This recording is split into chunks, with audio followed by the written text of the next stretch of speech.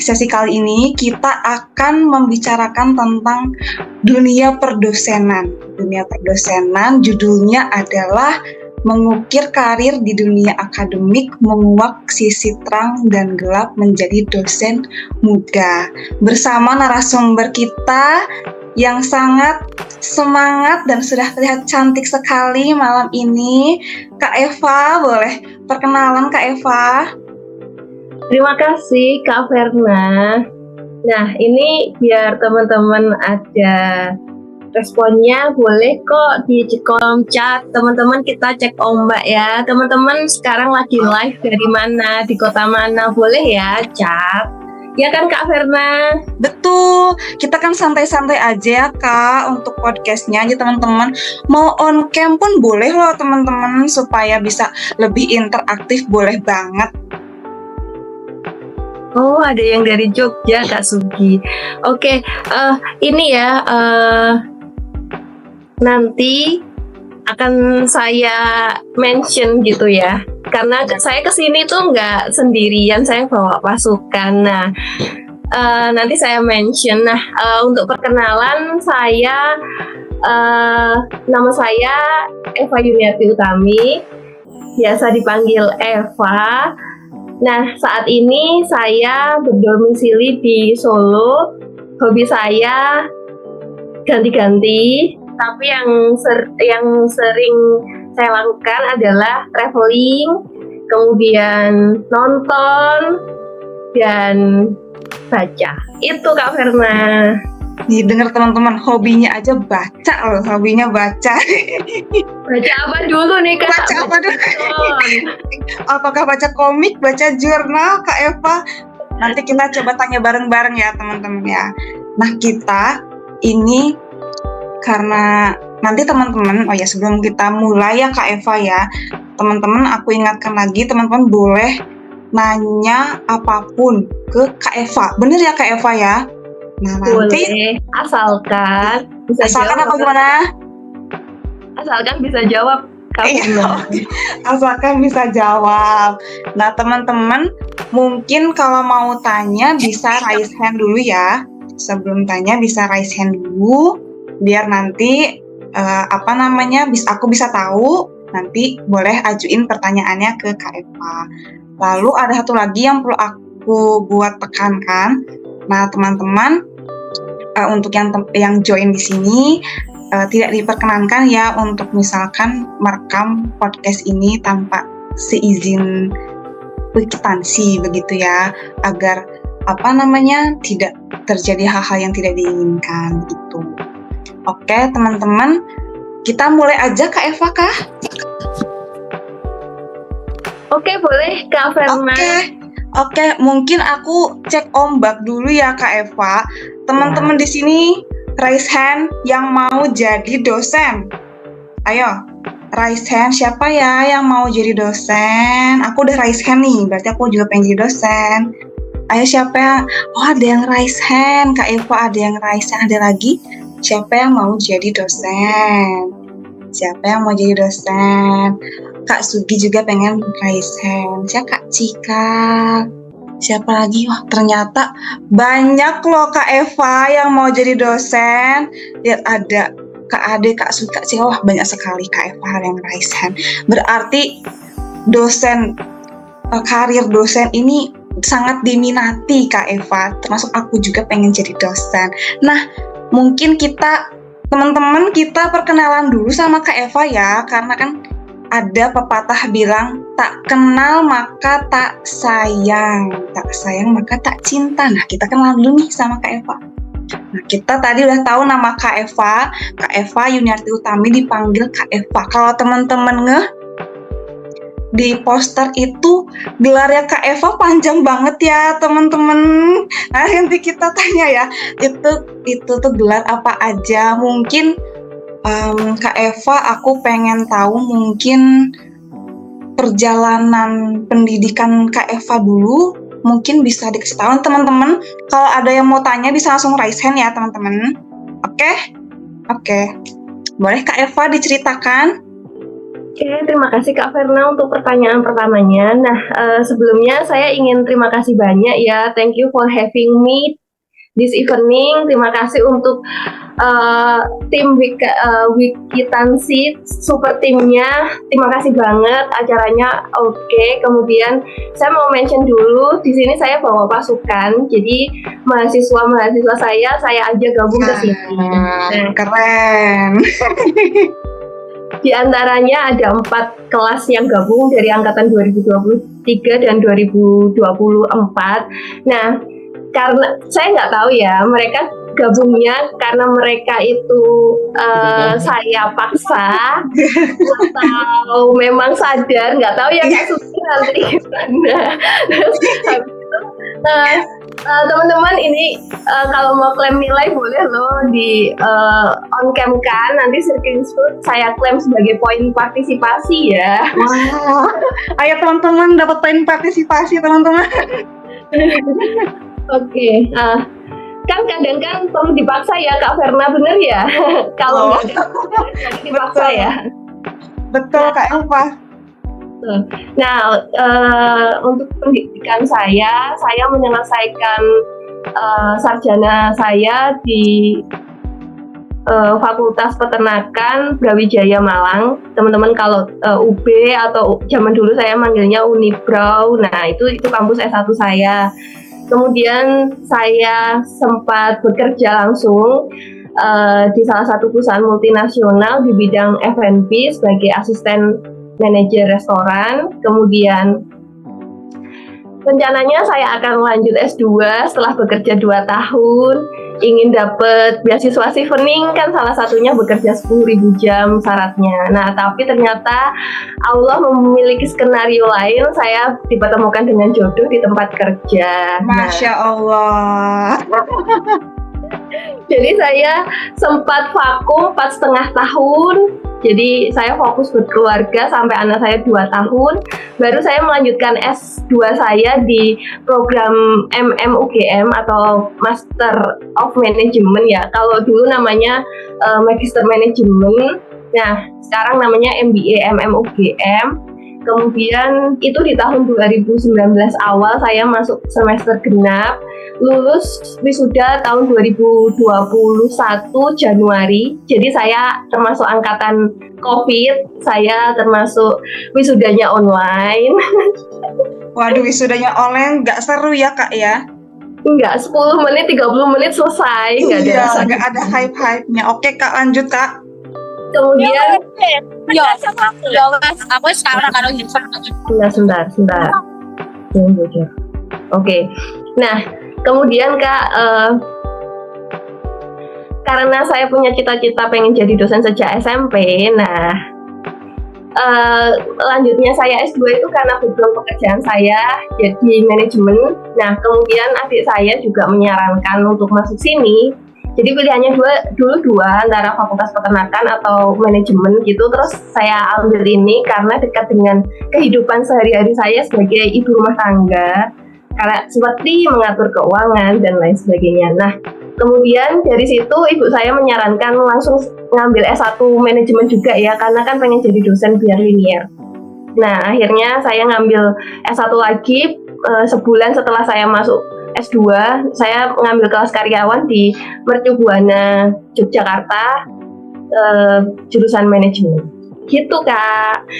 Ini ada lain yang menarik, ternyata Kak Eva ini dulu adalah peternakan guys. Nah ternyata dulu Kak Eva tuh peternakan, nah tapi sekarang Kak Eva jadi dosennya itu di manajemen ya Kak Eva ya? Betul. Oh ya Kak Eva, boleh spill dulu Kak Eva tuh ngajar di mana sih Kak? Oh iya, lupa. Saya ngajarnya di manajemen perdagangan, fakultasnya masuk sekolah vokasi. Saya ngajarnya di UNS, bukan Universitas Negeri Solo ya Kak, tapi Universitas 11 Maret. Gitu mungkin Kak. Manajemen perdagangan tuh kalau di kepala saya dulu itu tuh kayak manajemen toko retail, dagang gitu Kak. Ternyata fokusnya ekspor impor. Oh, ternyata ekspor impor. Kalau saya juga dulu tuh mikir UNS itu adalah Universitas Negeri Solo. Ternyata adalah Universitas 11 Maret ternyata. Terus Kak Eva, karena dulu Kak Eva peternakan, kira-kira apa yang mendorong Kak Eva akhirnya nih banting setir ke MM? Ke MM itu apakah ada suatu kejadian di kehidupan Kak Eva atau bagaimana? Nah, ini tuh sebenarnya sering sekali orang ada yang berasumsi bahwa enak manajemen kan, gitu-gitulah. Sebenarnya itu ceritanya panjang ya. Jadi saya waktu jadi mahasiswa di peternakan, saya juga jadi asisten dosen di 5 mata kuliah. Wow. Jadi 3,5 tahun saya jadi asisten dosen, mulai dari junior asisten dosen sampai dengan koordinator asisten dosen.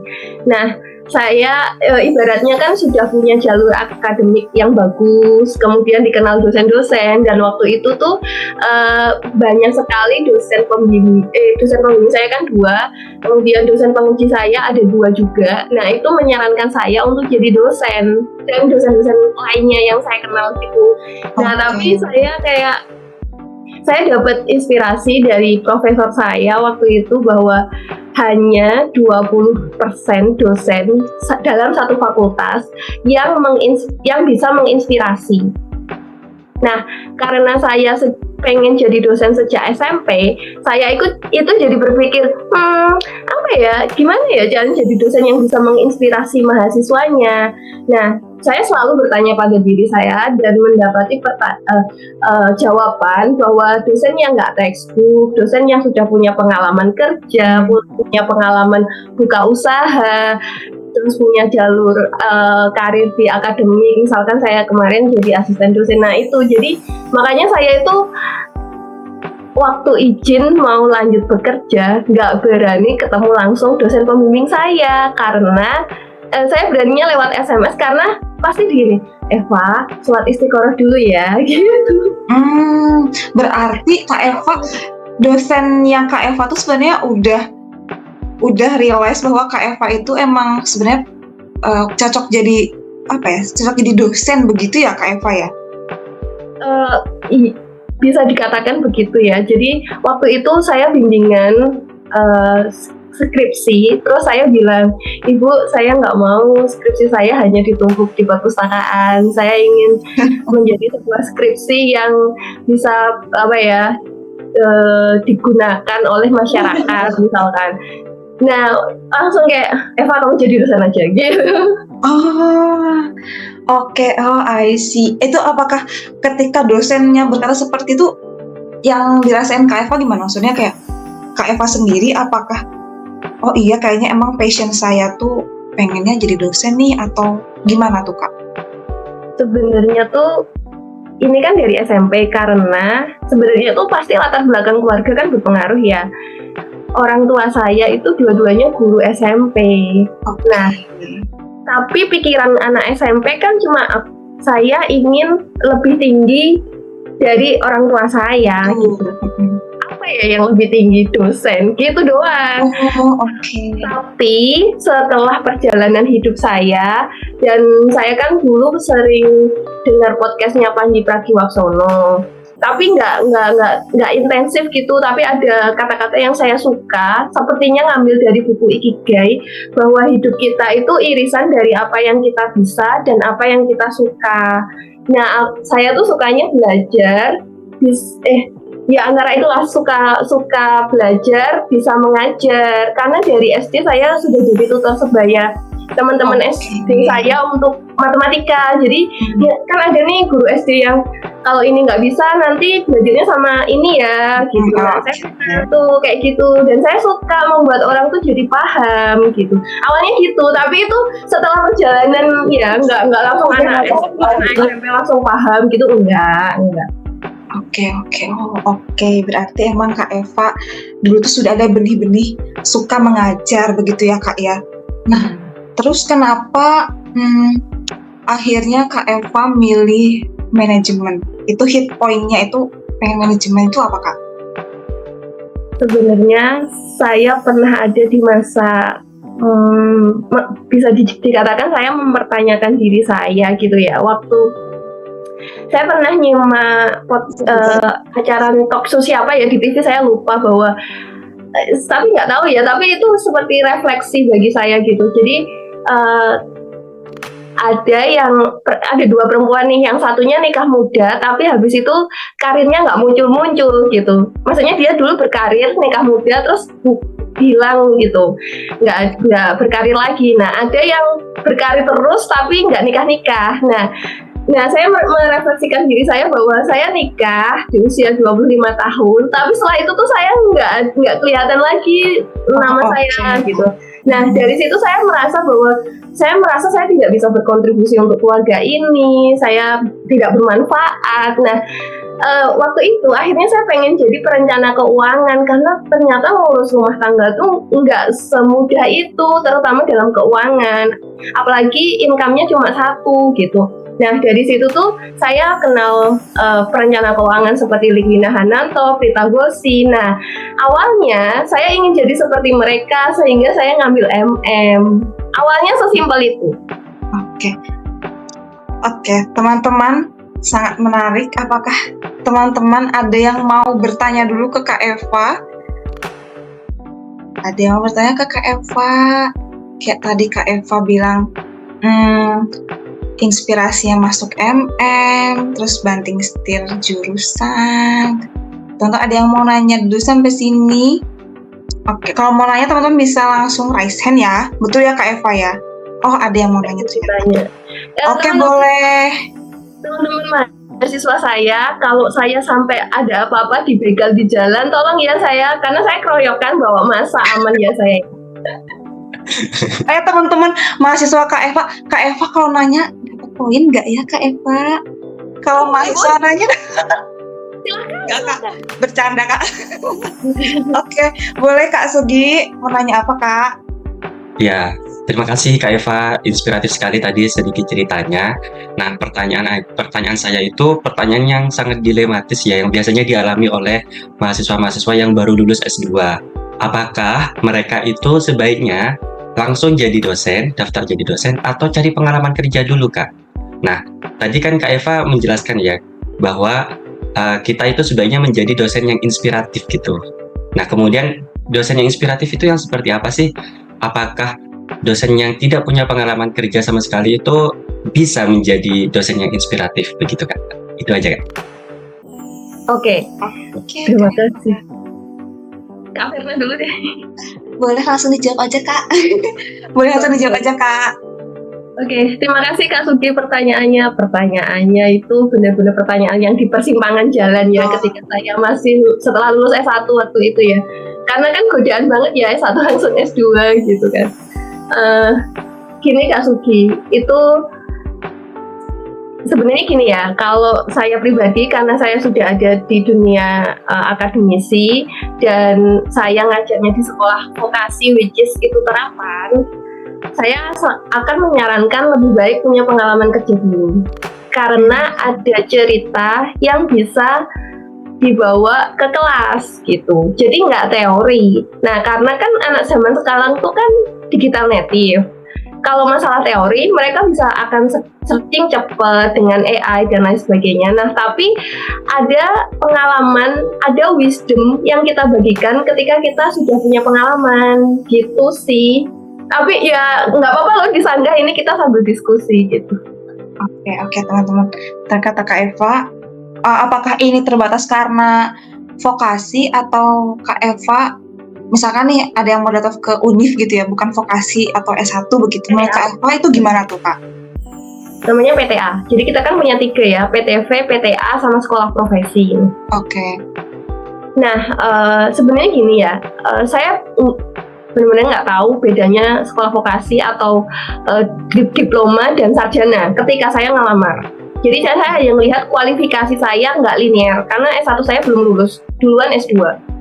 Nah, saya tuh bonek waktu ngelamar di sini, bonek. Jadi setelah saya masuk, oh ternyata bedanya vokasi sama ini ya, gitu. Jadi tugas akhir dan skripsinya beda, cara pengajarannya beda. Nah, sebenarnya gini, di kepala saya ketika saya sekolah sarjana, saya tuh merasa bahwa bagaimana ini menjadi praktikal gitu sebenarnya. Bagaimana sih nggak textbook banget. Nah, even kita ngajar PTA atau PTV, menurut saya semua sama ya. Nah, tapi nggak tahu ya, kan menurut saya tuh ada apa ya, invisible hand, ada pertolongan Tuhan yang kita nggak tahu. Tiba-tiba saya dikasih ke sekolah vokasi, dan dimana saat ini sekolah vokasi dipandang sebelah mata. Tapi saya sangat bangga bahwa saya anak orang vokasi gitu, karena kayak saya cinta gitu loh, dia terapan banget gitu, seperti itu. Oke. Kalau kita lanjut ke, wah ternyata ada Kak Sugi raise hand dan ada di chat box. Mungkin Kak Sugi dulu ya Kak Eva ya, baru kita masuk ke chat box. Oke, Kak Sugi dulu. Ya, menanggapi pertanyaan jawabannya tadi juga Kak. Jadi dilema kami dan teman-teman saya juga itu, apakah kalau misalkan dosen itu belum punya pengalaman kerja, dia kemudian langsung mendaftar jadi dosen di sebuah perguruan tinggi, dia apakah dihargai ya Mbak sama mahasiswanya begitu? Apakah mahasiswanya itu excited gitu untuk ikut kelasnya, dan bagaimana perlakuan dosen-dosen lain terhadap dosen itu gitu? Apakah sangat digemari ataukah bagaimana ya Kak gitu? Secara realitanya ya Kak, secara umumnya gitu. Oke. Menurut pandangan Kak Eva ya. Ini nggak apa-apa, saya langsung tanggapi Kak Verna. Langsung aja Kak. Oke. Pertanyaannya berbobot banget sampai nggak bisa jawab. Jadi gini, Kak Sugi, kalau itu kan jangan dari perspektif saya, tapi dari perspektif mahasiswa. Misalkan di sini ada beberapa mahasiswa, nanti coba saya mention ya nanti setelah saya jawab. Nah, jadi gini, saya kemarin minggu lalu saya ikut sertifikasi kompetensi supply chain manager dari ALFI, Asosiasi Logistik dan Asosiasi Logistik Indonesia. Nah, itu mereka bilang di Undip, nggak apa-apa ya saya sebut merek, di Undip aja pernah ada polling dosen favorit. Itu yang jatuh tuh biasanya dosen praktisi loh, yang NIDK loh, bukan NIDN biasanya. Nah, itu contoh case study yang ada saat ini ya, realis. Tapi ya saya nggak tahu ya kalau mahasiswa, karena saya nggak pernah ngecek ke yang lain gitu. Coba saya tanya ke mahasiswa saya dulu. Wah, deg-degan nih ditanya dosen. Bentar. Yang angkatan agak atas saja. Afia Lukia, bisa dong bantu jawab Afia? Pertanyaannya Kak Sugi. Pripun Bu? Menurut Afia sebagai mahasiswa, dosen yang belum punya pengalaman kerja, jadi S1 lanjut S2 langsung ngajar, Afia lebih prefer atau lebih termotivasi, terinspirasi diajar dosen yang punya pengalaman kerja atau belum punya pengalaman kerja? Saya coba jawab ya Bu.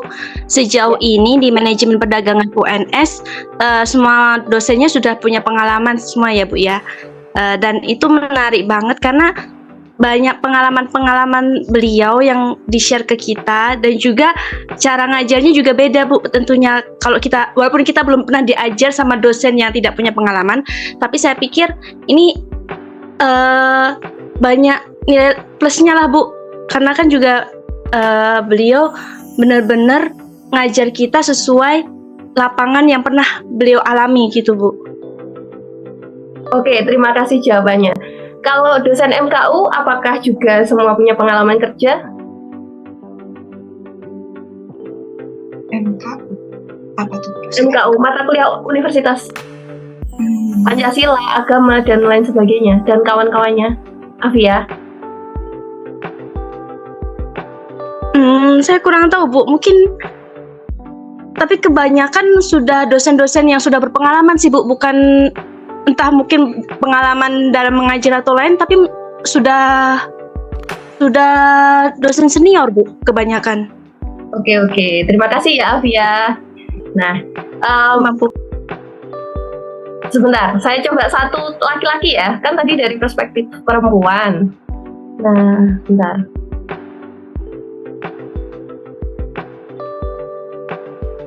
Tiba-tiba laki-lakinya hilang semua gimana? Ayo, mana nih yang laki-laki nih? Jangan takut lah ya, jangan takut. Ayo yang laki-laki jangan pada lock out ini. Ilham, are you there? Ilham Fadila, are you there? Kak Ilham. Apakah Panggilan Kak ketiga, ada? Ilham Fadila. Enggak ada. Oke.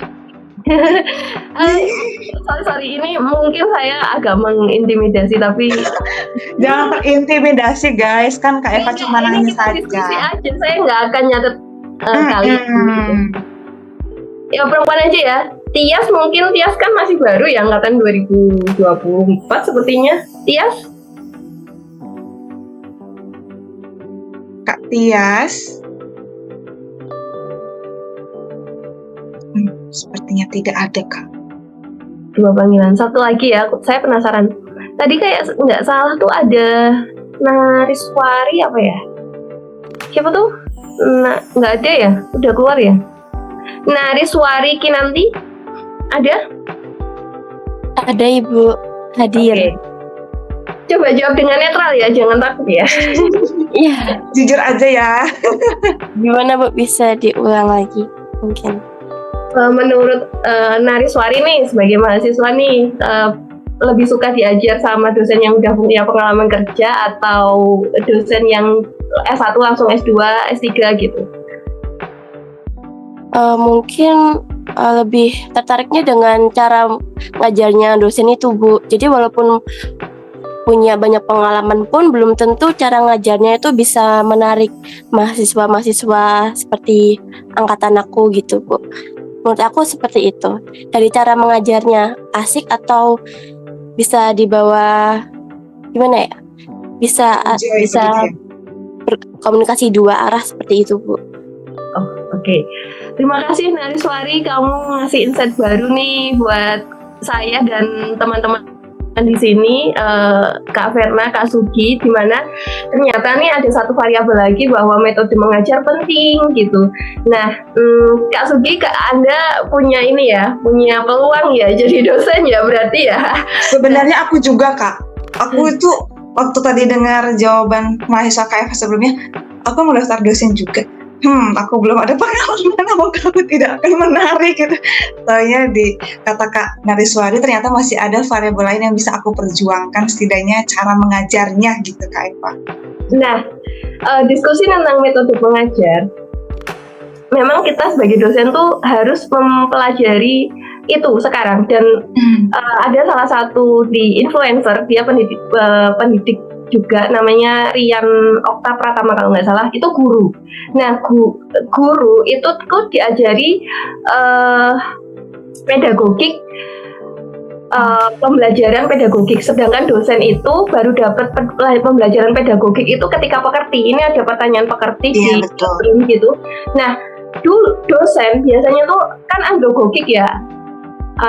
Nah, itu pedagogik ternyata penting untuk menarik mahasiswa. Misalkan diskusi 4 sudut gitu loh Kak, kamu pro, kamu kontra, Oh, begitu. misalkan itu atau apa. Nah, itu perlu kita pelajari sekarang, dan arahnya memang benar. Nariswari tadi benar, metode pengajaran tuh harus menarik Kak. Kalau kita, dan itu nggak bisa satu kali pertemuan kita cuma satu metode pembelajaran, harus gabungan 2, 3, 4, itu kan ada banyak, ada belasan. Nah, kita tuh harus kolaborasi, kalau enggak kelasnya akan pasif gitu. Itu sebenarnya. Terus Kak Eva, karena metodenya kan banyak begitu ya, apakah cara menemukan metode yang cocok untuk Kak Eva itu apakah langsung kayak oh gini, atau seiring berjalannya waktu begitu ya Kak ya? Seiring berjalannya waktu, dan ketika saya mengikuti Instagramnya Rian itu, dosen itu baru guru atau pengajar itu baru stable itu 5 tahun. Jadi sebelum itu dia akan lembur, dia akan memikirkan bagaimana metode mengajar dan lain sebagainya, materinya. Jadi kan ngajar itu mudah, yang sulit itu menyiapkan materinya. Betul Kak. Nah, di situ saya juga belajar ya. Ini saya masuk tahun keempat, jadi saya diterima tahun 2021. betapa struggle-nya di 3 tahun pertama gitu, membagi waktu dengan Tridharma, membagi waktu dengan bimbingan tugas akhir gitu, sampai pada akhirnya misalkan Juli saya selesai semua, nanti saya fokus kegiatan yang lain dan lain sebagainya. Itu tuh butuh waktu, jadi nggak, memang itu jam terbang. Awalnya juga misalkan awalnya juga saya merasa grogi, apalagi di sini nggak ada asisten dosen saya ya. Nah, mereka waktu awal perkenalan langsung bilang saya grogi ya ini gitu. Itu memang jam terbang ya, nggak langsung. Dan metode pembelajaran itu saya tuh baru ngehnya itu paling di tahun kedua saya ngajar gitu. Kemudian saya baru tahu ada metode debat 4 corner, kemudian ada macam-macam lah saya coba, tapi project based learning juga nggak mudah gitu, case study juga nggak mudah gitu. Nah itu setiap orang pada masanya dia akan mengalami tahapan-tahapan itu, karena kita sebagai dosen kan kita tantangannya itu adalah kita berproses terus dan kita harus mengupgrade pembelajaran kita gitu. Itu sih. Oke. Sebelum lanjut, Kak Sugi, apakah ada tanggapan dulu, Kak Sugi? Mungkin dari peserta yang lain dulu, Kak Verna. Oke, kita lanjut ke chat box dulu ya, Kak.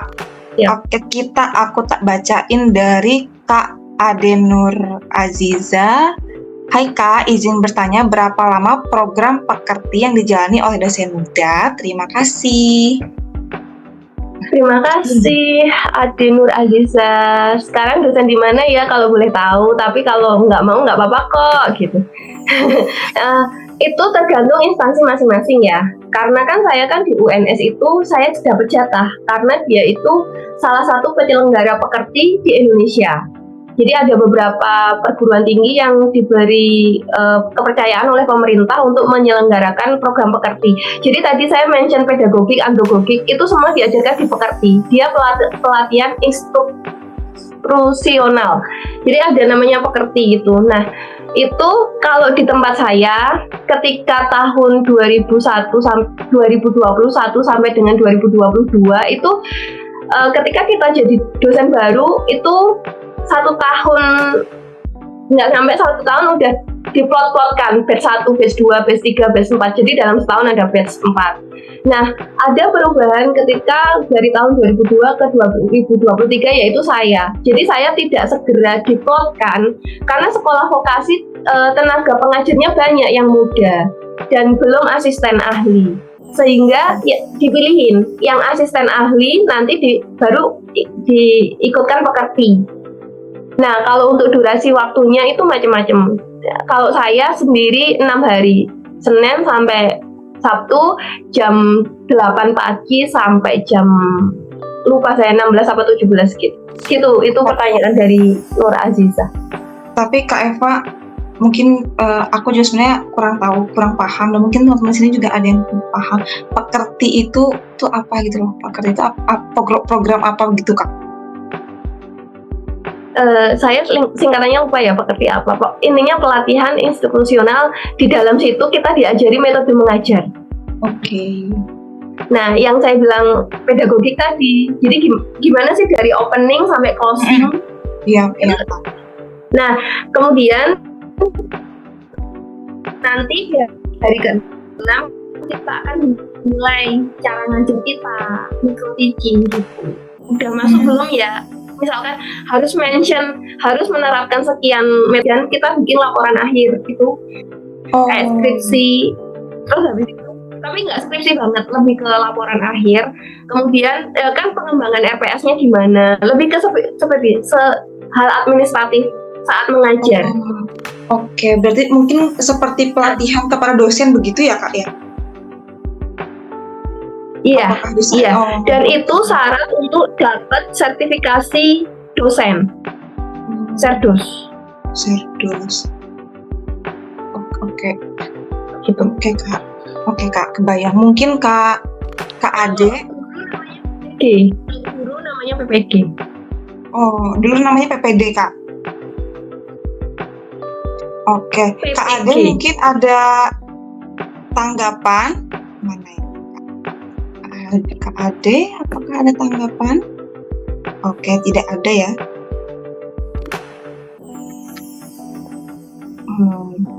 Oh ada. Oke, mungkin nanggepin Kak Ade dulu ya Kak ya.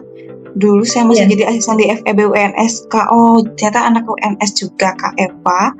Setelah pandemi, setelah selesai sedang menempuh semester 4 MSc IE. Berarti itu untuk bisa tergabung diikutkan pekerti itu jika sudah diterima sebagai dosen, begitu ya Kak? Gimana tuh Kak Eva?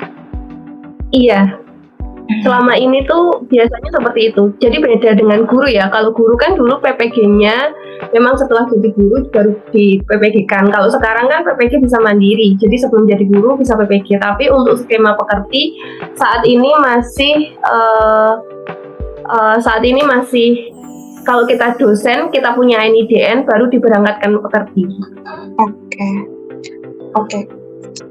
Oke, kita next dulu ya Kak ya. Yap. Kita next dulu. Banyak sekali Kak Eva yang nanya. Ada yang present atau lewat chatbox? Kita chatbox dulu ya Kak. Kayaknya lebih dahulu yang chatbox. Kita ke Kak Ninggih dulu ya. Kak Mutohirin harap bersabar. Kita ke Kak Ninggih Anissa Daniswara dulu.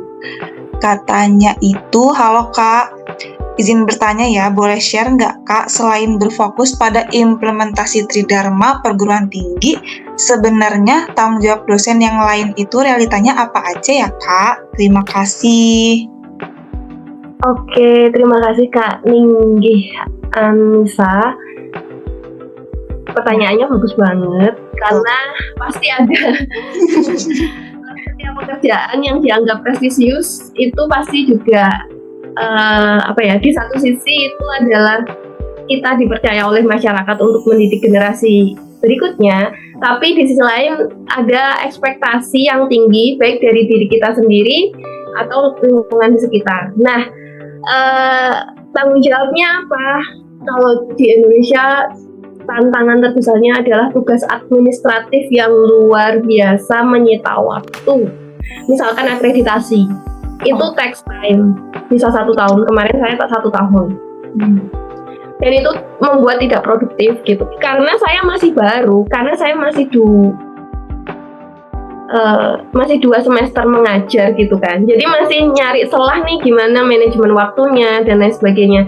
Nah dari situ tuh ya pasti nanti keteteran ngajarnya gitu, nggak produktif, nggak nulis, nggak publikasi, belum pengabdian masyarakat dan lain sebagainya. Nah itu jadi ini bagus banget pertanyaannya. Realitanya sih sebenarnya yang saya alami adalah yaitu tanggung jawab administrasi yang luar biasa. Namun sekarang kan saya udah masuk tahun keempat, saya sudah mulai punya asisten, kemudian baik asisten yang mensupport pengajaran, penelitian, pengabdian, juga yang support administratif. Jadi ada beberapa yang bantu di administratif, ada beberapa yang nanti mengajar gitu. Begitu Kak Ninggih, apakah ada tanggapan? Oke, Kak BTW. sebelumnya izin menanggapi ya Kak. Boleh? Ya. Aku tadi kan Kakak bilang kalau sekarang udah ada asisten. Nah, terkait asisten ini tuh apakah asisten sesama dosen juga yang masih junior atau Kak Eva ini memiliki kebebasan untuk memilih asisten misalnya orang di luar universitas gitu? Pertanyaannya bagus banget. Biasanya gini ya, biasanya itu kita bisa lihat potensi ketika mahasiswa semester 1. Oh ini dia PJ ya, penanggung jawab kelas, penanggung jawab koordinator mata kuliah dan lain sebagainya. Oh anak ini bisa diandalkan, anak ini rajin. Nah dari situ nanti udah punya potensi, nanti tinggal kita approach gitu, bersedia nggak ya jadi asisten gitu. Nanti tugasnya administratif loh, gini. Nanti saya ajari bla bla bla. Nah itu bersedia. Ada yang seperti itu, ada yang ketika alumni baru direkrut. Jadi dia sekarang masih punya pekerjaan, tapi dia bantu di administrasi juga ada gitu. Tapi biasanya dari itu. Nah, yang semester ini saya terapkan, saya benar-benar open recruitment. Tapi mahasiswa yang aktif, ternyata mahasiswa yang sudah alumni dan ada yang sudah dapat pekerjaan dan ada yang belum pekerjaan ngelamar juga. Nah, itu juga saya rekrut pada akhirnya. Gitu. Tadi siapa ya, Mbak Ningsih kah? Kak Ninggi. Oh, Tinggi. Oke. Halo, Mbak. Ada satu pertanyaan lagi dikit aja terkait dengan saya tuh sering dengar katanya dosen itu sering bisa dapat atau involve atau ikut terlibat dalam proyek-proyek di luar kampus. Nah, Kak Eva ada nggak pengalaman atau contohnya gitu kayak apa supaya aku bisa bayangin juga gitu. Makasih Kak. Sama-sama Kak Ninggi. Nah, kebetulan banget di mulai bulan Mei kemarin saya direkomendasikan oleh teman saya untuk mengikuti proyek. Tetapi jadi proyeknya itu masih di bawah LPPM ya lingkupnya. Jadi PUSDI, Pusat Studi. Nah, itu bekerja sama dengan BRI dengan nama programnya New Desa Brilian 2024. Nah, itu pendampingan desa dan BUMDes. Nah, dari situ baru nanti akan terbuka sekali proyek-proyek menjadi tenaga ahli di desa-desa yang kita dampingi kalau cocok dengan kita. Nah, itu pertama kali. Awalnya gitu. Terus yang kedua, jadi kan kita sekarang ada namanya praktisi mengajar ya. Jadi dosen sebagai dosen pengampu membukakan kelas, nanti kolaborasi dengan praktisi di luar sana. Nah, itu terkadang kita bisa join ada proyek apa gitu. Nah, dari situ biasanya tuh lebih ke jaringan, rekomendasi dari teman sesama dosen, atau pembimbing kita yang lalu tiba-tiba mau nggak ikutan. Itu sih biasanya awalnya. Nah, biasanya lebih ke jaringan aja ya. Jadi misalkan teman saya, Mbak mau nggak ikut tahun depan hibah sama saya gitu. Nah, seperti itu biasanya gitu. Mbak Ninggi, semoga menjawab ya. Oke, makasih banyak ya Kak Eva, sehat selalu. Sama-sama, kamu juga ya. Oke Kak Eva, aku jadi penasaran. Tapi kalau misalkan cara kita dapat proyek itu, kira-kira Kak Eva ada nggak misalkan saran buat kita harus seperti apa sampai nama kita tuh bersinar untuk diajakin proyek gitu loh Kak? Gimana itu Kak ya? Sebenarnya jawabannya bakal idealis banget ya, tapi kalau sepengalaman saya itu karena saya dosen pandemi ya, jadi kan gimana ya, saya tuh sukanya ketemu orang gitu, jadi tahu karakternya seperti ini, jadi saya mau berkolaborasi. Nah, ketika saya pandemi, totally saya nggak bisa kayak gitu, hanya lewat WA gitu, nggak bisa gitu. Awal-awal saya emang nggak populer gitu, tapi ketika akreditasi selesai di tahun 2023, ketika saya menyelesaikan skripsi saya yang S1 kedua saya itu, nah itu ternyata tuh menulis asik loh, penelitian tuh asik. Kayak saya kembali ke diri saya waktu saya S1 pertama. Nah, dari situ saya akhirnya banyak kolaborasi dengan dosen pembimbing saya. Kebetulan dosen pembimbing saya tuh dekan gitu waktu itu. Nah, beliau lihat potensi saya dan saya nggak pernah mention bahwa saya dosen waktu itu ya. Sebelum saya lulus saya nggak pernah cerita saya siapa gitu. Biarkan prosesnya mulus karena dosen saya juga perfeksionis sekali gitu dan saya ngikutin semua alurnya gitu. Nah, terus dari situ saya sering diajak kerjasama, nulis terus. Jadi, nah dari situ kan akhirnya waktu rapat dewan dosen di fakultas nih, tiba-tiba secara nggak sengaja diumumin dong jumlah publikasi yang terbanyak. Walaupun menurut saya tuh kan harusnya nama pertama aja ya yang dihitung. Ngapain sih nama yang kedua, ketiga dan seterusnya itu masuk? Nah, saya tuh salah satu yang disebut namanya. Nah, dari situ nama saya jadi naik dan banyak sekali WA masuk untuk kolaborasi. Itu sih sebenarnya awalnya. Nggak sengaja, kecelakaan.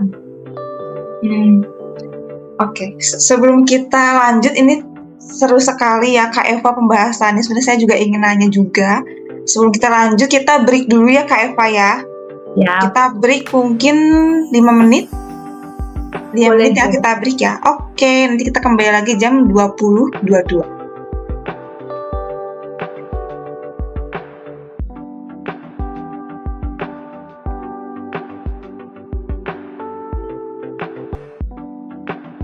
Oke, kita kembali lagi guys. kita sudah mendengarkan lagunya Dry With A Smile. Kita kembali lagi ya Kak Eva. Kita lanjut ke pertanyaan selanjutnya Kakak. Yap. Oke, kita chatbox dulu ya Kak. Kak Yap. Asmorowati, aku tak bacain yang chatbox dulu ya Kak. Oke, next itu adalah Kak Aina, Kak Eva. Kak mau tanya, sebagai dosen baru lebih berat tanggung jawab di PTN atau PTS ya Kak? Kemudian apakah bebannya berbeda ya Kak antara dosen PNS dan dosen lainnya? Terima kasih. Kak Verna, sorry banget ada yang kelewat nih dari Kak Mutohirin. Tadi raise Oh, hand. Kak Mutohirin dulu ya? Ya. Oke, Kak Mutohirin, maafkan aku Kak Mutohirin. Kak Mutohirin dulu ya Kak, kalau gitu ya. Kak Mutohirin dulu. Kak Mutohirin nanya, semisal belum ada pengalaman kerja, tetapi ada faktor lain yang menunjang pengalaman itu dengan mengikuti sertifikasi. Menurut Kak Eva, seberapa besar ini akan menunjang bagi yang belum berpengalaman kerja sebelumnya? Oke, Kak Oke. Eva. Oke, Kak Eva ini kan gelarnya panjang ya Kak. Nah, sembari diceritain Kak, boleh banget. Oke, tapi saya suka loh diskusi malam ini, semuanya berbobot. Aduh, sulit. Gini ya, saya mention dulu ya, yang CPFF itu Certified Professional Freight Forwarder. Dia itu lebih seperti, karena saya perdagangan, istilahnya tuh kan ada ekspedisi juga ya. Nah, freight forwarder itu untuk mengurusi antar negara. Ekspedisi antar negara. Oh, antar negara. Oke. Nah. Oke. Dan saya juga ingin berterima kasih kepada prodi saya yang sudah mensponsori saya untuk ambil itu. Itu soalnya sekolahnya berat banget. Kemudian dan itu sertifikasinya dari Jenewa ya. Jadi benar-benar dari Vietnamnya. Jadi kan ada ya. Seperti istilahnya tuh asosiasi untuk kita bisa jadi semacam ekspedisi yang keluar gitu. Nah, yang kedua saya terima kasih sama LPDP dan KLSD Kemendikbud, yaitu CPISC itu sertifikasi non-degree hibah dari mereka, yaitu Certified Professional in International Supply Chain. Oh, supply chain. Ya. Oke. Nah, itu jadi gini Kak Mutohirin, ini ada hubungannya. Saya masuk manajemen perdagangan itu bisa dikatakan mungkin saya kesasar gitu ya, karena kan dari background semuanya nggak linear gitu. Manajemen bahas perdagangan internasional kan sebagian kecil kan. Nah, di tahun 2021 itu saya dituntut untuk belajar lebih cepat dari mahasiswa saya. Ibaratnya saya seangkatan lah sama angkatan 2021, tapi saya harus lebih dari mereka aja gitu kan. Nah, itu tantangannya luar biasa sekali. Nah, kemudian salah satu tuntutan dosen vokasi itu adalah dituntut untuk sertifikasi karena dia harus mengupgrade dirinya dan dekat dengan dunia usaha, dunia industri melalui sertifikasi. Jadi harus update nih yang terbaru tuh seperti apa, Yang kedua, kami ada fakta integritas, yaitu tanda tangan bahwa kami bersedia untuk yang pertama sertifikasi, yang kedua untuk melakukan magang industri, yang ketiga untuk melanjutkan sekolah S3. Nah, mau nggak mau, ini ada kaitannya. Kalau memang Anda fresh graduate, memang sebaiknya ambil sertifikasi, karena nanti akan ketemu sama praktisi-praktisi dan kita bisa banyak diskusi gitu. Ini pertanyaan bagus ini, Kak Mutohirin. Itu Kak.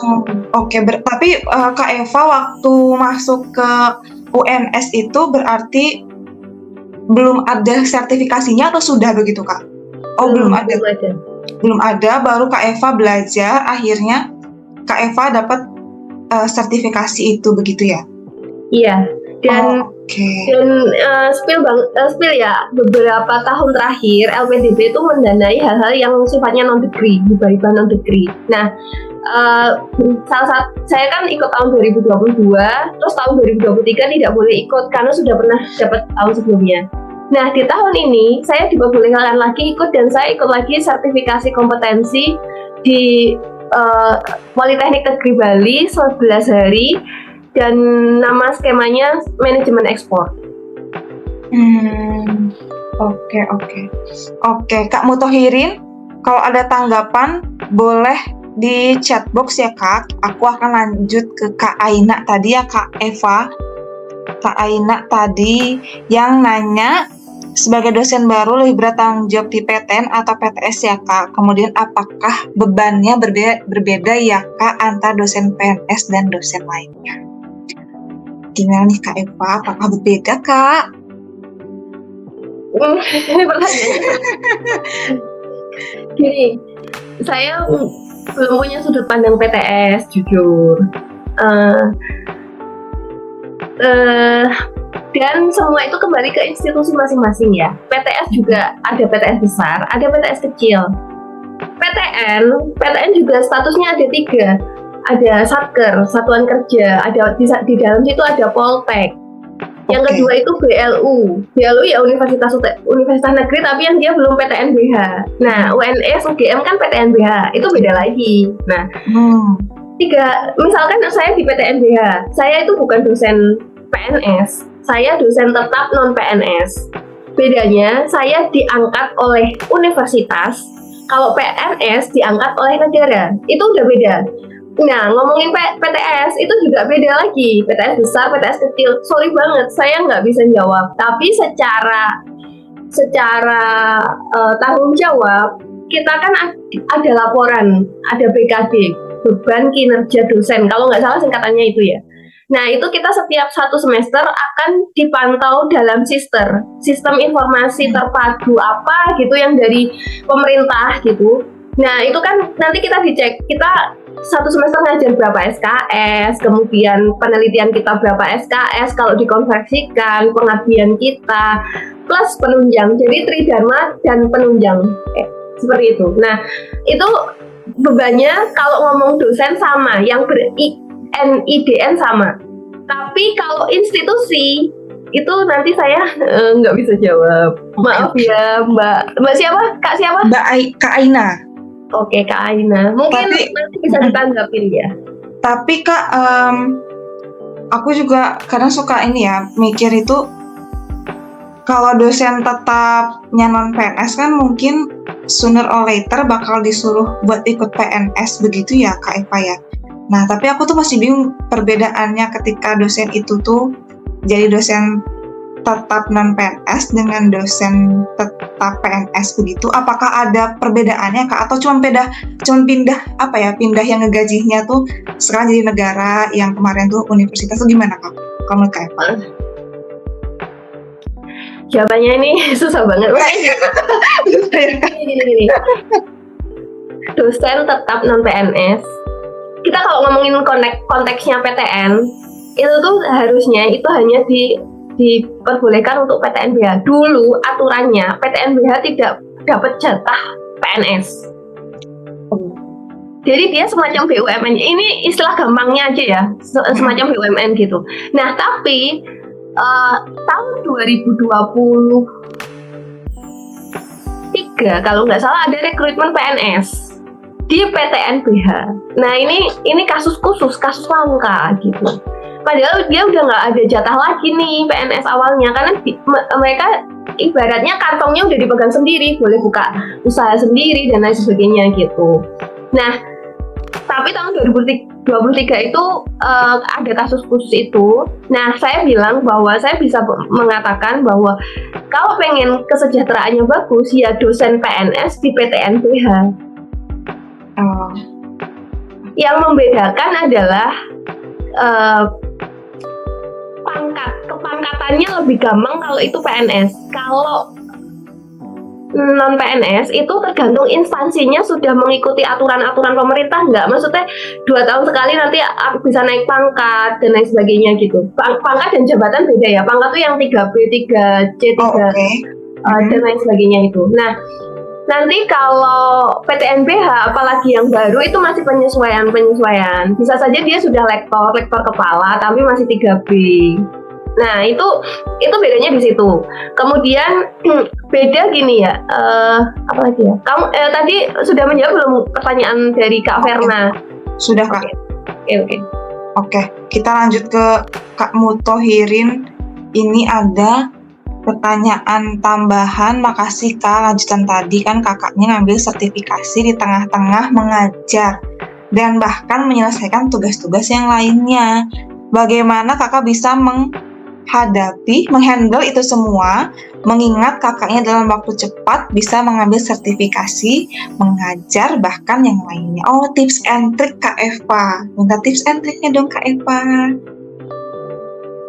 2021 itu ada 2 sertifikasi yang harus saya ambil ya. Jadi seminggu setelah saya diterima itu langsung diadakan sertifikasi namanya Staff Export Import, dan itu hal baru. Saya tuh nggak ngerti istilahnya banyak gitu kan. Jadi kayak nggak segera masuk di otak lah ibaratnya gitu kan. Memahamkan baru pegang soalnya gitu. Itu bisa dibilang tuh kayak ya Allah bleeding berdarah. Oke Kak. Nah itu saya tuh kalau udah ada pressure gitu biasanya saya akan bangun jam 3 pagi. Jadi itu benar-benar 4 hari pelatihan, hari Jumatnya ujian gitu langsung gitu kan. Dan tahu nggak ada satu sesi dimana kan kalau BNSP itu portofolio ya, jadi kita harus bisa bikin packing list, invoice kayak seperti itu ya kalau di perdagangan internasional. Itu tuh saya aja yang nggak lulus satu gitu, dan saya tuh kayak aduh mesti gini, karena saya pernah kerja di multinasional, kalau kita dipercaya ikut sekolah lagi itu tuh harus lulus karena itu ngeluarin biaya gitu. Jadi kayak saya tuh stresnya tuh double, dan kalau perempuan tuh haidnya tuh jadi panjang. Oke. Kepengaruh ke hormon ya Kak ya? Iya, pengaruh hormon, dan saya punya anak, saya harus waktu itu anak saya 5 tahun, dia harus sekolah online, jadi saya harus absen juga gitu, jadi aduh pusing gitu. Nah tapi bener banget ini pertanyaannya, aduh susah banget. Jadi pada akhirnya yang sertifikasi yang sulit namanya BLFC ya, Basic Logistic and International and Forwarding Course. Itu susah banget, bahasa Inggris, modulnya ada 13. Waktu disuruh ngisi kan, kalau sertifikasi internasional dan sertifikasi Indonesia itu beda. Kalau mereka knowledge base, kalau Indonesia tuh portfolio base. Jadi kita harus bisa ngapain, buat apa gitu. Nah, kalau knowledge base, alhamdulillahnya saya masih bisa ngejar karena kan belajar gitu kan. Kalau portfolio kan skill.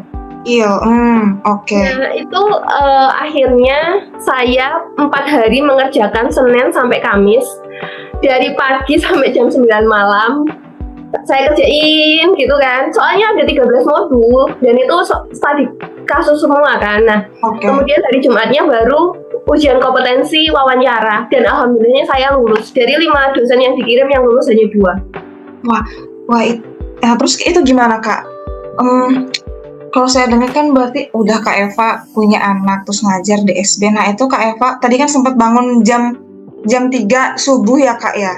Iya. Nah soalnya kan kalau saya pribadi ya, kadang misalnya udah dijadwalin nanti jam 3 mau bangun nih mau belajar, taunya masih ngantuk, terus akhirnya tidur lagi saya kebablasan. Nah kalau Kak Eva kira-kira ada nggak ya tips buat kita kayak dulu Kak Eva itu waktu mengejar itu bagaimana manajemen waktunya atau gitu-gitu, gimana Kak?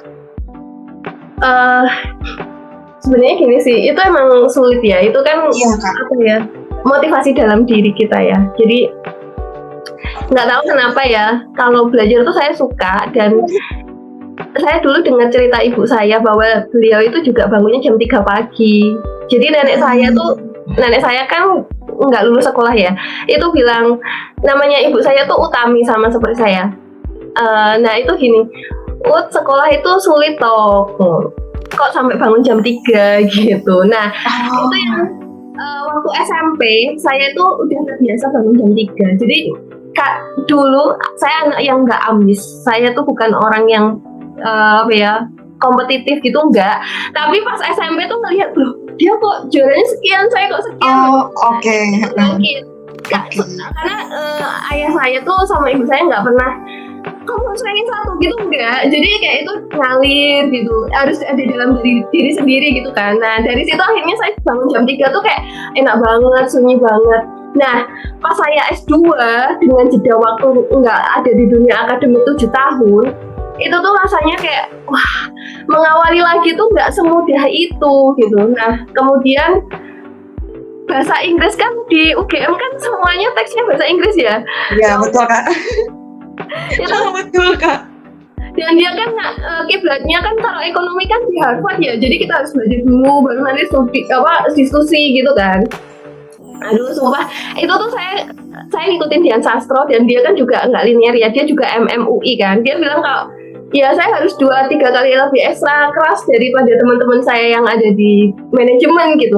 Itu saya terapin dong. Ya Allah sumpah, saya bukan anak manajemen keuangan, pengen masuk manajemen keuangan karena cepat lulus data sekunder, karena biar cepat kumpul sama keluarga saya. Sebenarnya itu aja motivasinya. Nah itu tuh dia bangunnya jam 3 pagi, PAPS, ASEP itu saya kerja jam 3 pagi. PAPS asal oke.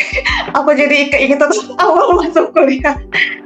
Berarti kalau aku bisa telah dari Kak Eva, yang nomor pertama itu adalah mungkin tekad motivasi dalam diri kita harus kuat banget ya Kak ya. Supaya biar bisa konsisten ngejar target kita, begitu ya Kak ya, tekad dan motivasi harus kuat sekali. Oke Kak, kita next ke selanjutnya. Tadi tuh ada yang raise hand, Kak Asmorowati.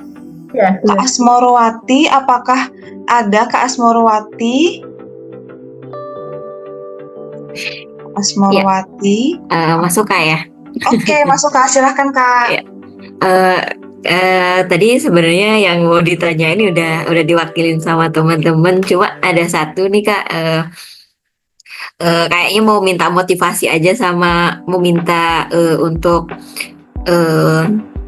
gimana sih Kak cara improve untuk riset gitu. Tadi kan Kakak sempat nyinggung ya terkait dengan riset seperti itu. Nah itu tuh cara improve-nya kira-kira seperti apa ya Kak ya? Soalnya saya juga S2 dan sekarang kayaknya saya programnya juga MSc gitu ya. Magister Science yang dimana riset itu jadi salah satu penilaian utama gitu ya Kak ya. Dan itu tuh struggling juga karena memang awalnya di kuliah S1-nya itu cenderungnya malah ke terapannya daripada ke teoritisnya gitu Kak. Itu aja sih Kak, mau tanya terkait gimana sih Kak caranya improve untuk researcher pemula gitu. Apakah ada platform khusus ataupun kita perlu nggak sih untuk ikut-ikut mungkin grup penelitian ataupun mungkin ada kursus atau seperti itu sih Kak. Itu sama mau minta motivasi dong Kak.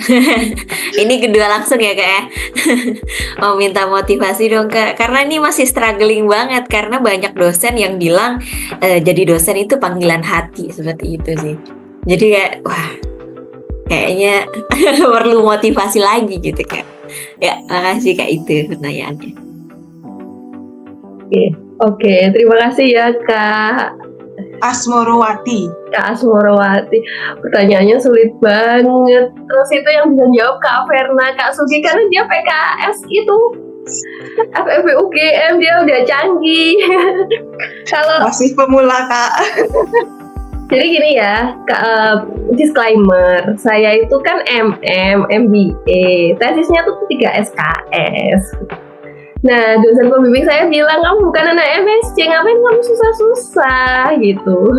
Saya tuh teramat dan saya ingat dosen-dosen saya bilang, anak MSc sama MBA beda. Anak MBA keluar kelas ketawanya ketawa beneran, anak MSc ketawanya ketawa kepaksa gitu. Benar gak nih anak-anak MSc, apakah benar seperti itu? Bener gak? Betul tuh Kak Eva ternyata. Dan kan jurnal ya, mereka kan harus makan jurnal seminggu berapa, jurnal 9 atau lebih 12 jurnal apa nggak salah ya, lupa. Saya anak MBA kan terapan, studi kasus, project based learning gitu-gitu kan. pengambil keputusan gitu, nggak dididik jadi peneliti, nggak dididik seperti itu kan sebenarnya dia konsepnya. Jadi Oh, hidangannya artikel Kak, kata Kak Cika malah. sorry ini guyonannya dosen-dosen saya waktu MBA ya, bukan kita satu alma mater UGM kan ya. Nah, jadi gini ya, aduh sorry banget kalau masalah riset, saya yakin yang ada di PKS itu lebih mumpuni daripada saya, karena saya anak terapan ya, anak terapan tuh product based, beda banget. Saya nggak menurunkan teori, saya product based gitu. Saya nggak bisa jawab, saya nggak berani, itu bukan kapasitas saya. Maaf banget Mbak Asmawati. Ya. Tapi kalau motivasi dosen itu panggilan hati, itu benar. Nggak tahu, tapi itu benar. Saya ngerasa bahwa nggak tahu deh, mungkin secara random bisa ditanyakan mahasiswa saya takutnya saya juga congkak gitu atau sombong gitu kan. Jadi maksudnya ketika saya ngajar, saya energinya bisa keluar semua, tapi setelah ngajar tuh saya bisa kayak habis gitu, kayak masalah bisa hilang, bisa bahagia, bisa happy gitu. Apalagi kalau pas pengabdian masyarakat ke pendampingan desa, BUMDes itu bisa kayak wih gitu, semangat, energinya keluar banget, energik. Tapi kalau di rumah diam ya nggak ada energi. Itu panggilan hati sih, passion. Jadi kan Passion ya Kak. Jadi tadi ya Pak Panji Pragiwaksono pernah bilang bahwa profesi kita biasanya apa yang kita suka, irisan dari apa yang kita suka dan apa yang kita bisa. Gitu Kak, menjawab Kak? Asmawati apakah menjawab Kak? Iya baik Kak, makasih sih Kak. Mau minta satu lagi dong Kak. Kasih. Ya boleh. Itu sih Kak terkait apa ya? Tadi motivasinya Kak belum dapet gitu.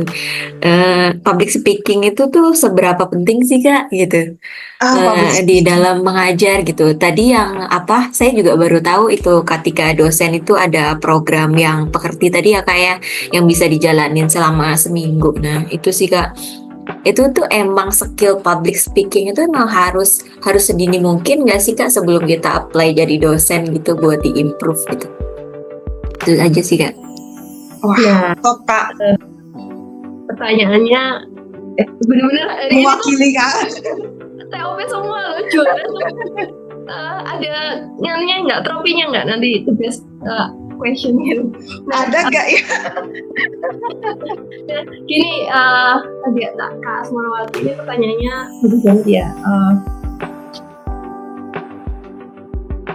Public speaking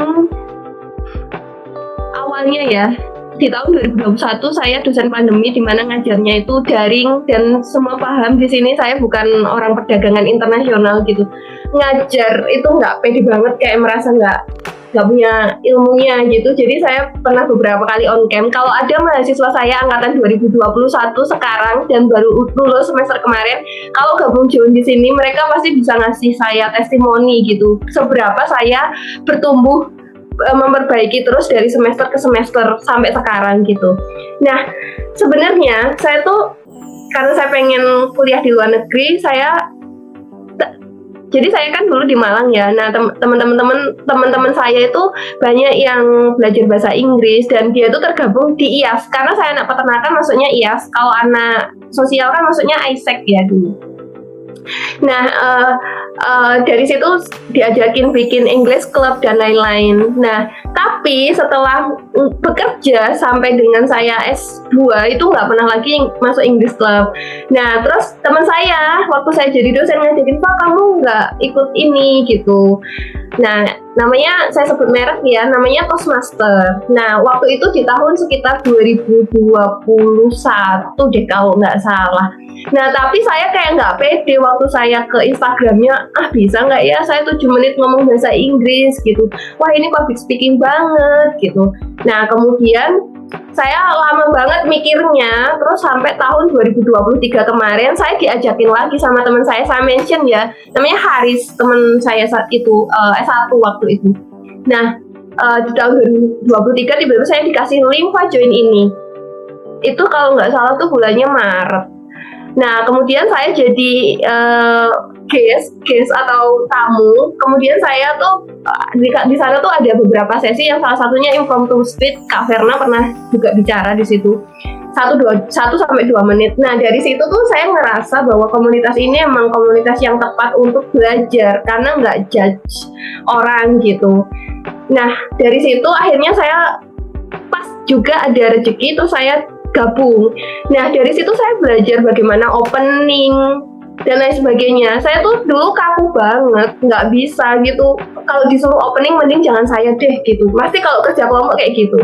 Dari dulu banget gitu. Nah, kalau jadi dosen juga gitu, nanti saya jangan sambutan deh gitu. Pasti gitu. Pasti takut saya itu. Nah, kemudian setelah saya ikut Toastmaster dan kemudian saya dipercaya untuk jadi PIC lomba di Olivia, Olimpiade Vokasi Indonesia tahun 2023, itu yang jadi hostnya itu UNS. Nah, di situ tuh saya banyak banget Toastmaster yang saya masukkan ke situ, rubrik penilaiannya dan lain sebagainya. Nah, dari situ saya jadi sudah bisa ngomong lah, ya, sambutan dan lain sebagainya. Saya sedikit bisa gitu. Nah, kemudian yang paling membuat titik balik itu di tahun 2024 ketika saya mau berangkat pendampingan desa. Saya insecure karena saya merasa bahwa nanti saya berbicara audiens saya itu di atas saya semua usianya. Gimana ya? Nah, dari situ saya improve terus, tapi Toastmaster banyak membantu saya ya. Jadi saya jadi bisa bridging. Dulu tuh nggak bisa ya bridging, nggak bisa banget. Pokoknya kaku deh orangnya. Mahasiswa saya dulu paham deh. Saya tuh grogi dan lain. Tapi sekarang alhamdulillahnya kemarin pas penyambutan maba tuh bisa gitu. Itu sih, itu Kak Ambar. Itu penting sejak dini dan harus dilawan. Maksudnya harus bisa. Ya harus dilawan ya Kak, untuk harus berani berbicara ya Kak ya. Baik Kak, makasih Kak insight-nya. Sama-sama. Oke, Kak Eva, sepertinya ada pertanyaan lagi dari Kak Ade. Kak Ade, katanya boleh tahu Kak, untuk penyelenggara sertifikasi ekspor impor untuk CPFF dan CPISC itu diadakan oleh lembaga mana ya? Saya ada minat untuk mengambil karena saya focusing on international trade di economics ini. Ini calon-calon, sepertinya dia akan jadi dosen di UNS juga. Betul, ya apakah benar Kak Ade jadi dosen ya Kak? Kebetulan nih lagi butuh dosen banget. Oke, terima kasih pertanyaannya, bagus. Kalau CPIFF kemarin saya ngambil Alfi. Alfi itu dia ada beberapa cabang di beberapa kota, tapi waktu itu karena kita nggak bisa, misalkan biasanya dosen khusus private dosen aja gitu, nah karena biayanya mahal akhirnya kita digabung kelas umum di Jakarta, tapi online ya, waktu itu online setiap hari Jumat setelah Jumatan dari bulan Februari sampai bulan Juli. Nah itu sama Alfi, tapi yang megang Alfi Jakarta, jadi kita ketemu dengan beberapa banyak orang gitu. Nah itu kalau CPFF, dan nanti yang ngeluarin sertifikatnya Viata, diplomanya Jenewa. Kemudian kalau CPISC kemarin LPDP Kemendikbud kerjasamanya sama Multimatic Jakarta ya, kalau nggak salah tuh kantornya di Menara Mandiri, kalau nggak salah di situ. Saya dulu di situ soalnya.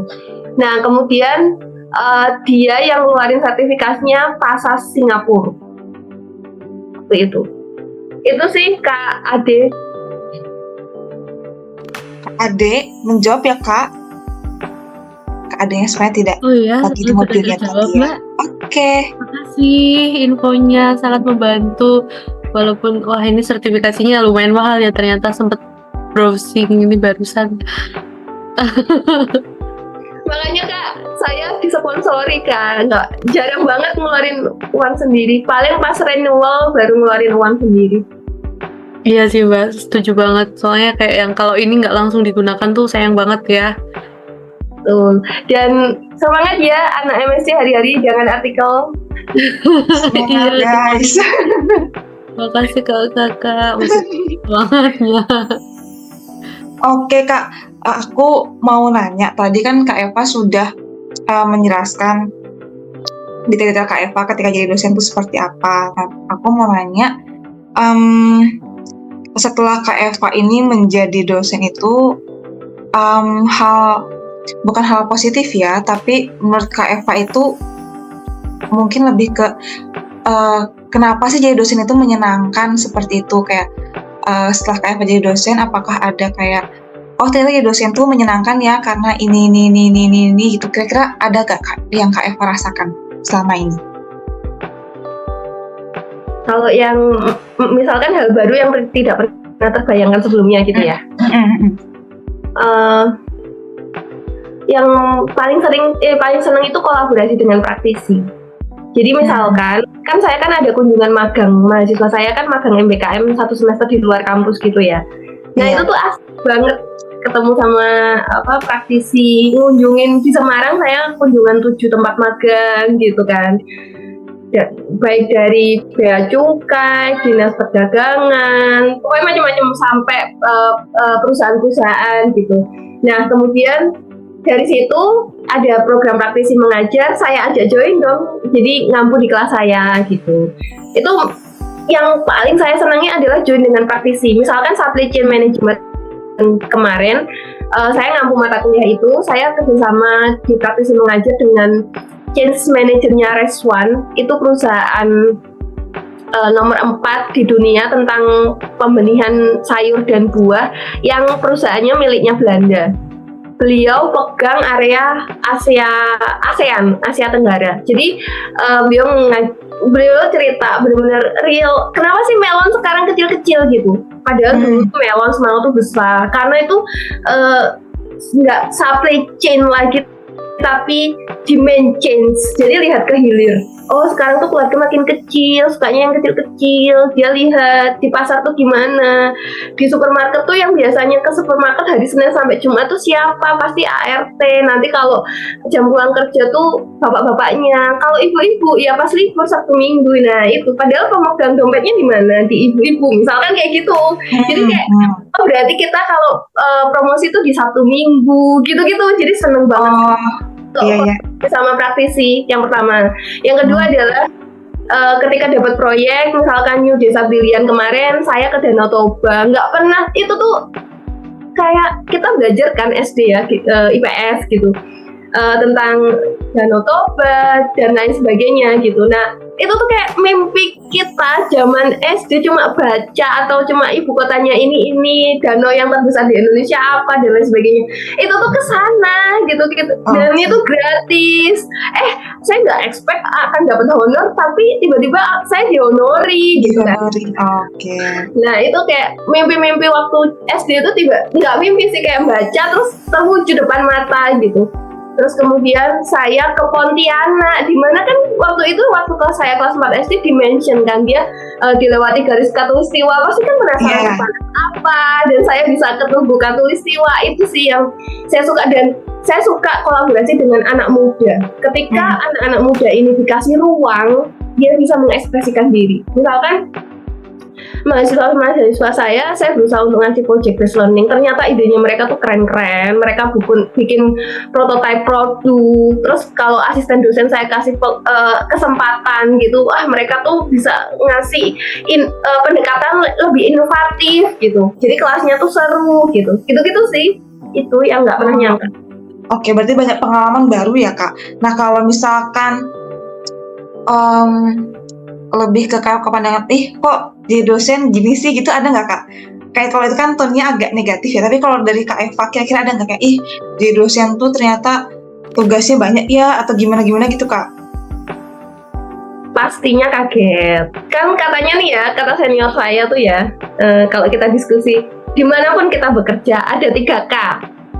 Kagum, kaget, kabur. Kagum, kaget, kabur, oke.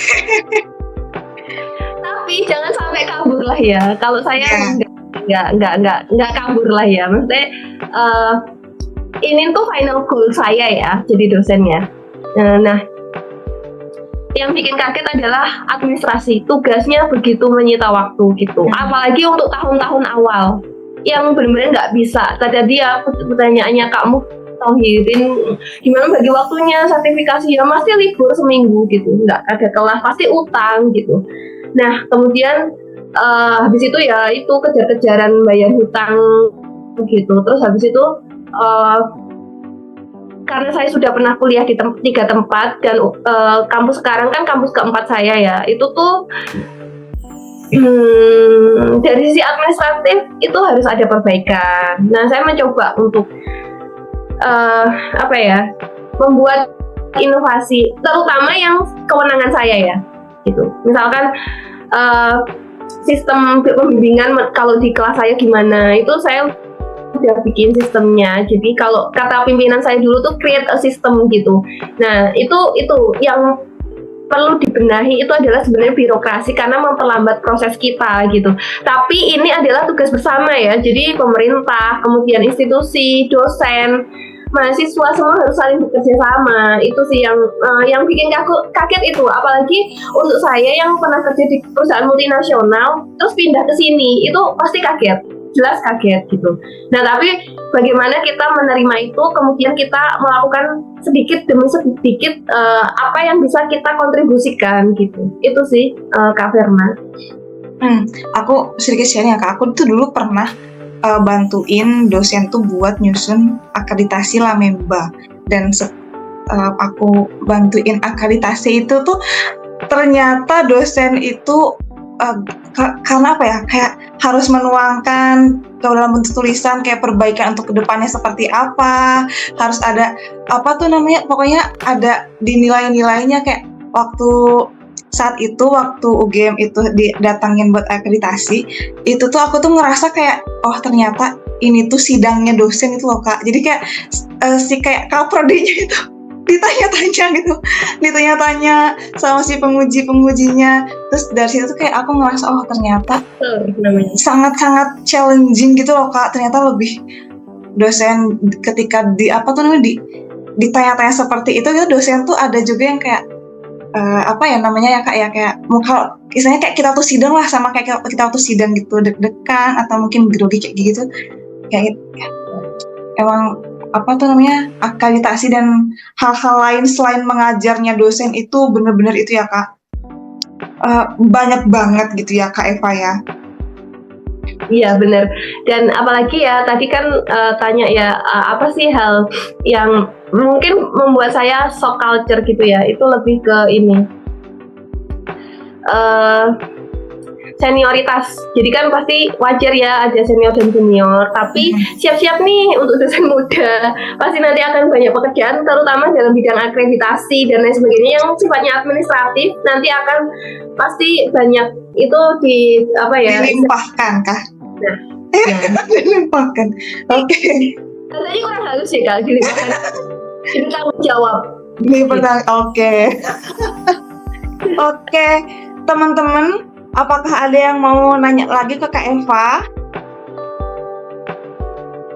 Apakah ada yang mau nanya lagi? Kak Sugi ya, silakan Kak Sugi. Ya, terima kasih Kak Eva maksudnya. Nah, pertanyaan saya Kak, jadi apakah kalau misalkan menjadi dosen, baik yang PNS dan non-PNS, itu bisa dan boleh punya perusahaan sendiri begitu kalau jadi PNS gitu ya Kak? Terus yang kedua, ini pertanyaan yang sebenarnya sangat basic, tapi ini sebenarnya penting ya bagi beberapa orang. Apakah jadi dosen itu bisa jadi kaya ya Kak? Dan gimana cara jadi dosen yang kaya Kak? Aduh. Gitu Kak ya. Wajar banget pertanyaan bapak-bapak. Ya, betul. Sorry, laki-laki. Ya Allah, Kak Eva. Lebih tepatnya pertanyaan calon kepala keluarga begitu Kak. Kalau katanya pertanyaannya mewakili banyak partisipan. Wah, pertanyaannya benar super deh malam ini. Ini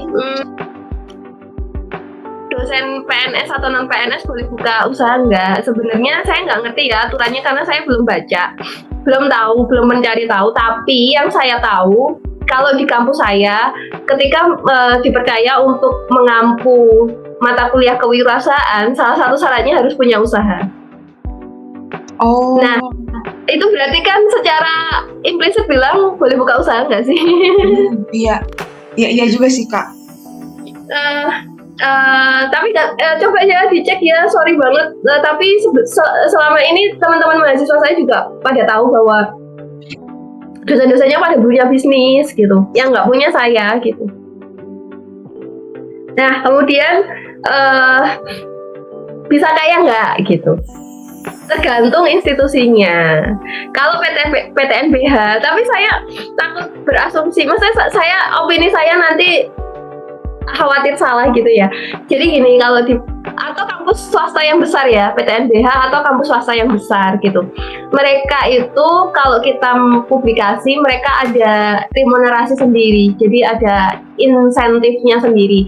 Nah, sebenarnya dosen itu nggak kaya dari gaji pokok, tapi variabel pendapatan yang lain. Misalkan jadi pembicara, publikasi. Kalau kampusnya ngasih remunerasi untuk publikasi ya, tapi ada yang enggak soalnya gitu.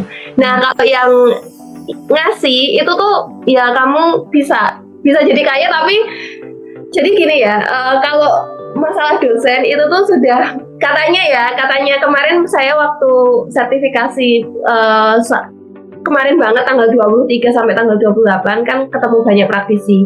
Nah katanya yang hidupnya damai salah satunya dosen. Katanya nggak kenal COVID, nggak kenal inflasi, nggak kenal itu katanya. Tapi saya nggak tahu ya. Maksudnya apakah semua orang sama? Saya nggak tahu gitu. Nah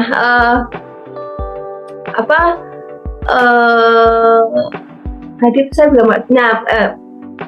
Nah ini saya menyetujui ya kata praktisi, katanya tuh hidupnya dosen itu bisa dikatakan damai gitu di kondisi apapun ya, krisis dan katanya. Tapi saya mengalaminya gini ya,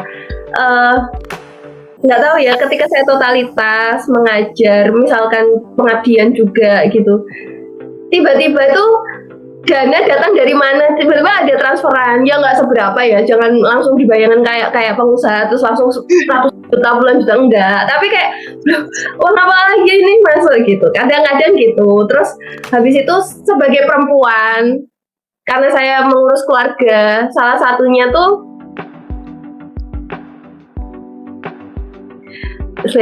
ada perempuan, karena dosen saya, kadang ibu saya tuh, karena Kak saya pernah kerja di perusahaan multinasional, waktunya tuh akan habis untuk perusahaan gitu. Tapi kalau sebagai dosen, saya bisa ngajak rapat anak saya bisa ngajak anak saya ngajar, dan saya waktu kecil juga begitu dengan orang tua saya diajak gitu kalau pulang sekolah. Nah itu salah satunya. Terus kemudian tante saya, bule saya pernah bilang kayak gini, tapi saya kontaknya PNS ya, dan menasihati adik saya yang pindah-pindah kerja gitu. Lele jadi PNS itu emang gak sugih, gak kaya, tapi dicokot-cokot alot gitu, maksudnya nggak akan habis, nggak tahu ada aja uang masuk dari mana aja gitu. Itu sih katanya, ya kembali ke pribadi masing-masing. Oh Mbak Ade ini Raymond dosen di UNS turun banget kok Kak pas pandemi, meski cuma sebentar tapi berpengaruh juga, kembali ke skala institusinya. Ini saya setuju. Kalau kita berkaca dari UGM, dia punya banyak bisnis gitu. Jadi dia di aja dia udah ibaratnya satu universitas ya, dia punya Wisma UMM dan lain sebagainya gitu. Ibaratnya nih ya, yang saya dengar dari luar ketika saya mau masuk UGM gitu. Nah itu saya setuju, itu nanti tergantung institusinya seberapa besar gitu. Kalau kita bicara PTS yang besar seperti Muhammadiyah, dia kaya dong, dia punya gedung yang disewakan untuk manten, konser dan lain sebagainya, dom. Kalau di UMM Universitas Muhammadiyah Malang itu akhirnya bisa membiayai hal-hal yang semacam remunerasi gitu. Nah tapi kalau di UGM kan PAPS, ASEP, semua lab tes itu kan semua duit semua gitu. Jadi betul Kak, kembali ke institusinya. Wah ini seru banget nih Kak. Nanti kita tukaran nomor HP ya Kak. Oke, Kak Eva, kalau gitu aku tuh kan minat juga ya dosen kan. Kalau menurut Kak Eva, ketika kita misalkan ingin melamar ke satu univ gitu ya, hal-hal apa saja kak yang perlu kita perhatikan gitu kak? Dipertimbangkan untuk mendaftar univ ke situ gitu kak, maksudnya. Pertanyaan bagus ya. Terus sebentar ya, untuk mahasiswa saya kalau bisa stay sampai akhir ya, guys. Nanti screenshot sampai akhir aja itu. Kita belum foto sebenarnya gitu. Betul. Dokumentasi. Nah, ini harusnya dokumentasinya pas di awal ya, karena pas saya masih kece gitu. Sekarang dia kece kok kak. Ini kak pertimbangan. Jadi gini, saya tuh masuk UGM tuh usia saya kalau nggak salah udah 30 tahun. Udah 30 tahun lulus. Seingat saya ngelamar-ngelamar kerja tuh 32 mau ke 33 gitu. Nah, dari situ tuh saya tuh memiliki pemikiran bahwa di Indonesia umur 30 ke atas itu akan sulit mencari pekerjaan di dunia di perusahaan swasta gitu. Yang pertama. Yang kedua, kalaupun kampus dengan latar belakang pendidikan saya yang enggak linear, saya kayak merasa bahwa saya harus memetakan kampus-kampus yang second liner. Jadi yang kedua gitu kayak saham gitu kan, yang second liner gitu kan, nggak PTN awalnya. Yang perlu diperhatikan adalah rasio dosen dan mahasiswa, akreditasi kampus, jumlah mahasiswa semua ada di Pendidikti. Silahkan di searching. Itu salah satunya itu. Jadi saya memetakan kampus-kampus yang besar gitu, yang swasta waktu itu. Nah, tapi tiba-tiba ada kampus PTN buka. Salah satunya saya pernah ngelamar di UPN Veteran Surabaya di daerah Rungkut. Dan saya lolos administrasi dengan prodinya kewirausahaan. Nah, dari situ saya kayak pasti PD-nya naik. Wah, saya bisa nih gitu. Terus tiba-tiba UNS buka. Saya coba aja gitu. Nah, kok lolos kayak gimana ya? Invisible hand kayak semua tuh bantuan Allah dan keluarga saya gitu. Jadi nggak linear, umur udah 32 gitu. Terus PTNBH, teman saya bilang, kan saya nyesel nggak bisa masuk UPN karena dekat sama rumah saya gitu. Tinggal melanjutkan hidup lah ibaratnya kalau sudah berkeluarga gitu. Nah, kemudian malah Mbak Eva, ini PTNBH lebih bagus ya, bla bla bla. Yang seperti itu. Jadi kayak oh iya ya, PTNBH apa ya? gitu.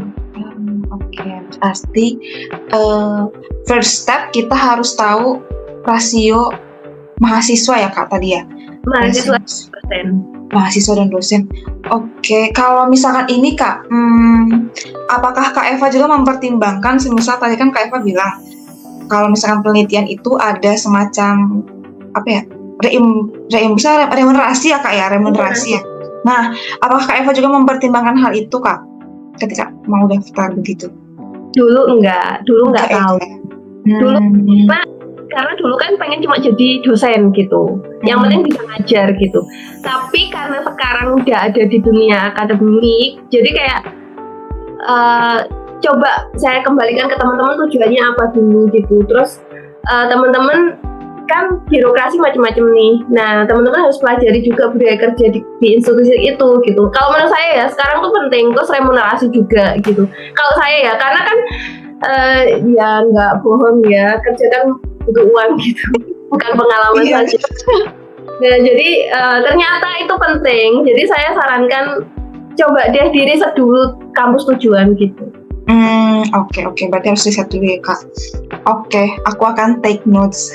Nah, kebetulan ada nanya tentang ini remunerasi. Biasanya berapa kak remunerasinya untuk Scopus di Q1? Rata-rata saya bilang sepil aja ya, jangan exact number gitu, bahaya banget. Ya, kak. Nggak tahu UGM berapa. Kalau di tempat saya ya 2 digit.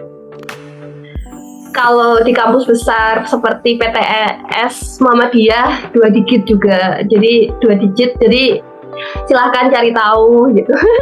Silahkan bisik-bisik sama temennya berapa gitu. 2 digit, tapi kan nembusnya juga ke Q1 tuh agak susah ya kak ya. Ke Q1 tuh agak susah. Halo. Oke. Halo. Sepertinya Kak Eva koneksinya jelek. Kak Eva. Iya, sepertinya Kak Eva sedang ini ya, apa namanya, gangguan jaringan. Tapi yang pengen saya tanyakan juga Mbak Verna, kan pasti biasanya untuk mahasiswa yang lulus S2 itu punya kebingungan sendiri ya Pak ya. Apakah dia itu kayak langsung lanjut S3 atau jadi dosen dulu baru S3 gitu ya. Jadi gimana kira-kira pertimbangannya apa gitu kan. Nanti kita tanyakan ke Kak Eva-nya gitu. Oke, nanti kita tanyain ya. Ya. Nah, sambil menunggu Kak Eva datang, apakah dari teman-teman yang di bawah mungkin ada yang mau disampaikan, Kak Verna? Apakah ada yang mau bertanya teman-teman? Nanti Kak Eva kembali, kita lanjutkan. Ada yang mau bertanya?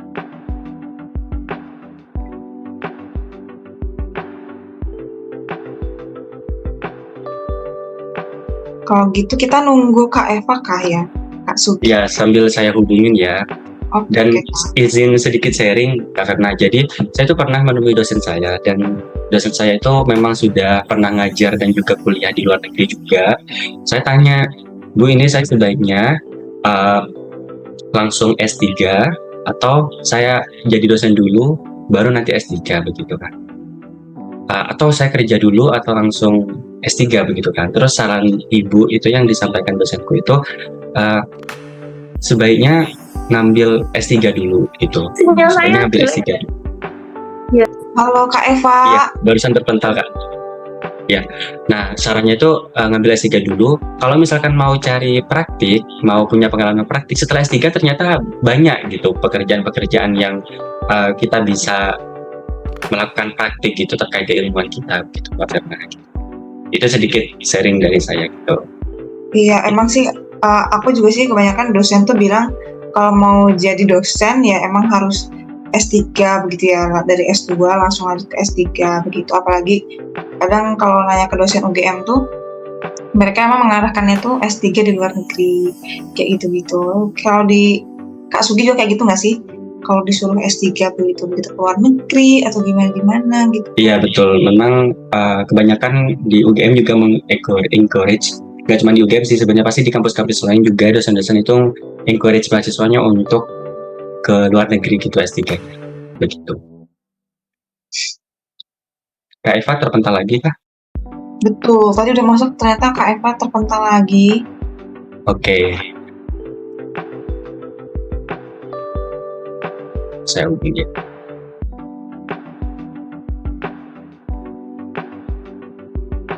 Oke, mungkin dari yang lain Mbak Fena, siapa tahu ada yang mau sharing juga insight-nya. Teman-teman di sini, apakah ada yang mau jadi dosen kah atau mau sharing tentang misal Kak Eva? Halo, gimana Kak? Sinyal saya udah oke belum? Sebentar Kak, di aku masih ngeblank Kak.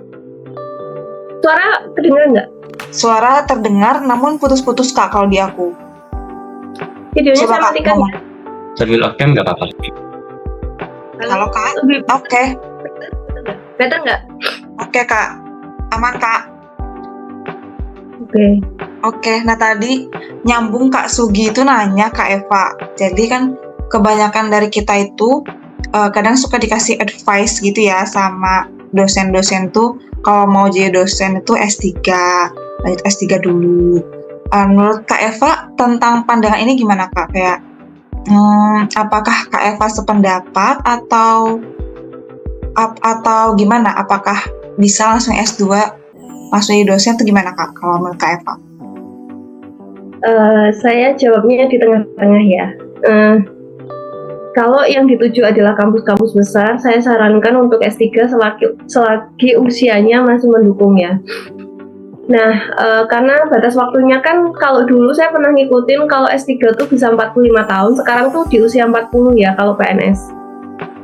Tergantung ya teman-teman ngejar PNS atau dosen tetap aja itu tergantung. Nah, kemudian yang kedua adalah ini. Kalau teman-teman ngejarnya kampus-kampus yang biasanya masih diberi kelonggaran untuk S2 Kak. Nah, kalau saya kalau fokusnya jadi dosen ya emang lebih baik memang langsung S3. Kalau fokusnya ya jadi dosen. Tapi kalau memang masih bimbang, masih di persimpangan jalan, ya nggak apa-apa. Yang penting NIDN dulu, jadi dosen dulu baru S3. Karena kan kesempatan beasiswa banyak ketika NIDN, Kak. Oke, berarti tergantung kita mau ngelamarnya kemana gitu ya Kak Eva ya. Betul, tergantung kan praktisi sekarang juga banyak yang S3 loh. Jadi tergantung sih Kak, maksudnya kembalikan ke tujuan masing-masing, terus kita petakan peluang gitu. Terus kebutuhan pasar, emang kalau kampus-kampus besarnya butuh S3 ya berarti mau nggak mau ke sana, tapi kalau bisa tetap ngejar beasiswa. Tapi kalau itu dirasa berat ya berarti pilihannya harus S2, harus jadi dosen dulu, NIDN baru S3 gitu. Nah, ada pertanyaan nih Kak. Kak, pertimbangan apa kampus terima dosen Kak khususnya buat fresh grade S2? Apakah banyak artikel yang dipublish, pembawaan diri saat wawancara atau micro teaching atau apa Kak? Wah, pertanyaannya kok berat banget sih saya jawabnya. Gini, biasanya balik lagi ya, apakah PTA ataukah PTV gitu. Nah, kalau PTA emang nanti akan banyak mengejar dosen-dosen lulusan S3, calon pelamar lulusan S3.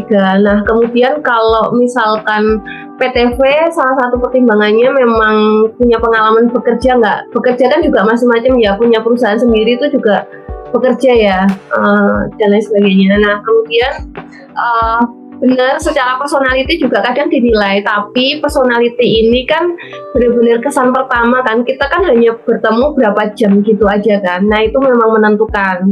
Jadi cara menjawab kita, cara presentasi kita, ngajar dan lain sebagainya, kita interaktif nggak ngajarnya dan lain sebagainya, itu pengaruh sih. Tapi biasanya lebih ke kebutuhan.